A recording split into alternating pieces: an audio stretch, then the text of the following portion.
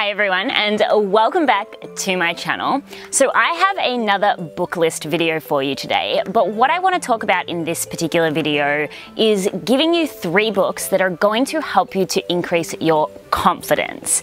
Confidence is obviously such an important part of being an entrepreneur, but the thing is, it's something that we can use tools to develop over time. So the 3 books I'm sharing with you are great because they're all different, but they're all kind of going to help you to increase your confidence, not only as an entrepreneur, but as a woman in general. So if you did enjoy the video, I would very much appreciate it if you gave it a big thumbs up. And of course, if you're new around here, I would love if you considered to subscribe. So the first book I wanted to share with you today is actually launching on the day that I am filming this video, which is super exciting. So as soon as you see this, it will be available. And I'll just let you know that all of the books will be linked in the description below.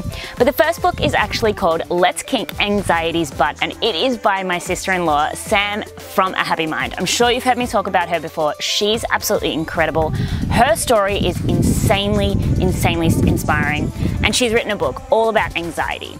Now, I read the book and there's amazing exercises in here as well, and I think even those who don't necessarily identify with anxiety or say that they struggle with anxiety, this book is still really powerful for. Because I mean, when you think about it, anxiety really comes from ruminating on thoughts, catastrophizing ideas, and letting those self-destruct in a way. And in a way, that's kind of the same as having a lack of confidence, when you just think about things that necessarily aren't true and you allow them to kind of dictate how you are showing up in your business or in your life. The thing that I love most about this book, though, is how interactive it is. So not only is it obviously designed to help you to overcome your anxiety, self-doubt, fear, limiting beliefs, self-sabotage, but it's so specific and so personal. You know, sometimes you read a book and you're like, this is great, and it's really tailored around the author and their journey, and you can kind of take little tidbits out of it and apply it to your own life. This is filled with exercises to specifically allow you to tailor it to your own specific situation. I really loved it. It's broken down into 4 parts as well, and as I said, Sam's journey throughout it just makes you feel like she's on the journey with you. This book actually makes you feel like she is there, she cares about you, and whatever you're going through, she feels it and she is there to help you through that. So definitely recommend this one. And of course, if you are struggling with anxiety, then this book is going to be the best option for you. The next book that I read, and I read this one a while ago, I read it literally in one day because I was interviewing the author, Cara Owa-Leyba, on my podcast and was lucky enough to receive the book in the post before it was actually released. And I loved it so much. I read it in one day. I literally sat there with cups of coffee reading all day. If you've not read this, you definitely need to. It's called Like She Owns the Place. So you might know Cara from her book Girl Code, which is a book on entrepreneurship and women and women's empowerment. And I love that book because it's such an easy read, and it's my kind of go-to when I'm just feeling blah in business, is the only way I can kind of explain that.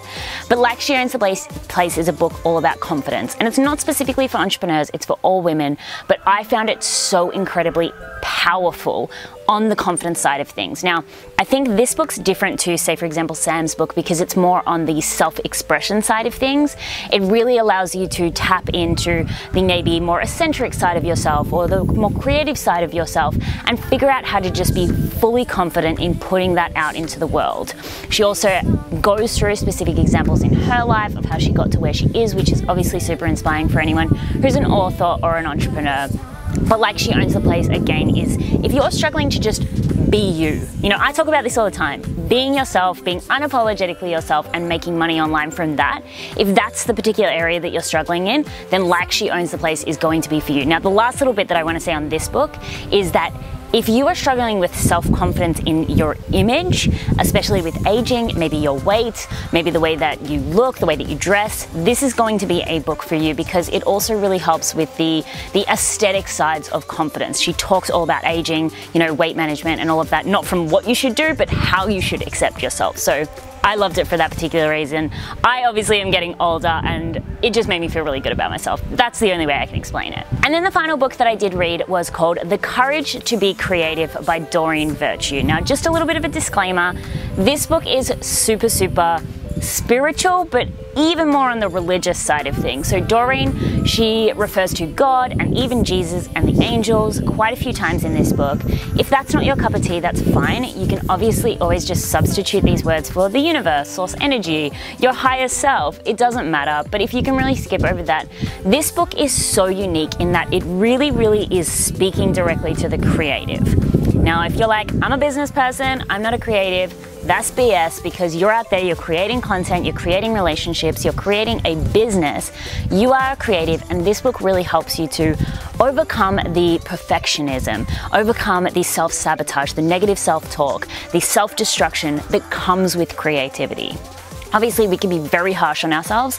We can feel very vulnerable when we're putting things out into the world. And I loved the way that this book kind of walked you through how to use spirituality, but also practically how to just feel confident in what you are creating. And the best thing about this book as well is that it's not just like mindset, you know, woo-woo, which obviously I love, but it also gives these really practical tips on even using social media and getting paid for your creative work, and then obviously how to feel confident to do all of that stuff as well. So it goes through rejection, you know, fear about judgment, all of that. It's an amazing book if you have the courage to create all of this stuff, but even are just struggling to put it out into the world. You fear people judging you, you fear feedback, and you really fear that if you start a business, put yourself out there, that it is going to have negative effects on your self-confidence. So those are the 3 books that I have read, which are all about confidence. They're all so unique and different in their ways, and as I said, all of them will be linked down in the description below. But I'd love to hear from you. What is your favorite book on confidence? Have you read anything recently that you can share with the rest of the community? And if not, thank you so much for watching. I'll see you in the next video.